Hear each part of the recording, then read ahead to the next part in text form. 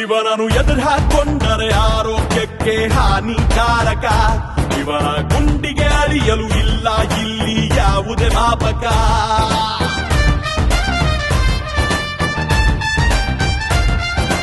ಎದುರಿಸ ಬಂದವನ ಗೌಡೆ ಇಲ್ಲಿ ಕಾಯಂ ಸೇವಕ. ಈ ಭೂಗತ ಲೋಕಕ್ಕೆ ಈಗ ಇವನೇ ಪ್ರಾಧ್ಯಾಪಕ. ಹೇ ಬಾಬಾ ಬಾಬಾ ಬಾಮನ ಇವನ ಮೈ ಮೇಲೆ ಬರ್ತಾನೆ ರಾವಣ. ಹೇ ಬಾಬಾ ಬಾಬಾ ಬಾಮನ ಭಯವನ್ನು ಹುಟ್ಟಿಸೋ ಕಾಲ್ಗುಣ.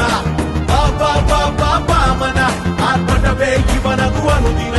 ಹೇ ಬಾಬಾ ಬಾಬಾ ಬಾಮನ ಗೆಲ್ಲೋದೇ ಇವನದು ಜಾಯಮನ.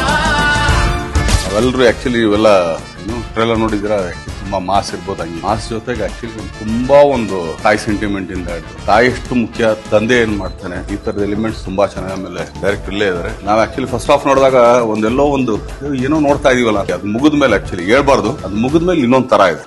ಹೌದಲ್ಲ ಇದೇನೋ ಒಂದು ಇದು ಮಾಡ್ಕೊಂಡವಲ್ಲ ನಾವೊಂದು ಆ ತರದೊಂದು ಸಿನಿಮಾ ನನ್ಗೆ ತುಂಬಾ ಇಷ್ಟ ಆಗಿದೆ. ಏನಂದ್ರೆ ಫೈಟ್ ಗಳಲ್ಲಿ ಮಧುರಾಕ್ಷಿಂದ ನಾನು ಯಾವಾಗ್ಲೂ ಹೇಳಿದೆ, ತುಂಬಾ ಒಳ್ಳೆ ಸಾಂಗ್, ಆದ್ಮೇಲೆ ಮೆಲೋಡಿಗಳು ತುಂಬಾ ಚೆನ್ನಾಗಿದೆ. Dhanveer has grown up actually. 3 ಸಿನಿಮಾಗ್ 4ನೇ ಸಿನಿಮಾಗ್ ಆಕ್ಚುಲಿ ಬೇರೆ ತರ ಧನ್ವೀರ್ ನಾವು ಕಾಣಿಸ್ತೀವಿ. ತುಂಬಾ ಚೆನ್ನಾಗಿ ನೀಟ್ ಕ್ಲೀನ್ ಮೂವಿ. ಅದಾದ್ಮೇಲೆ ತುಂಬಾ ಒಳ್ಳೆ ಮಾರಲ್ ತಾಯಿ ಎಮೋಷನ್ಸ್ ತುಂಬಾ ಚೆನ್ನಾಗಿ ವರ್ಕ್ ಆಗಿದೆ. ಒಂದೊಳ್ಳೆ ಮುದ್ದಾದ ಲವ್ ಸ್ಟೋರಿ ಇದೆ. ಈ ವಾಮನ ಬರೀ ಚಿತ್ರರಂಗದಲ್ಲಿ, ಕನ್ನಡ ಚಿತ್ರರಂಗದಲ್ಲಿ ಒಂದು ಕಾಲ್ ಕೇಳ್ತಾ ಇದ್ದಾರೆ, ಕನ್ನಡ ಜನತೆ ಕೊಡ್ತಾರೆ.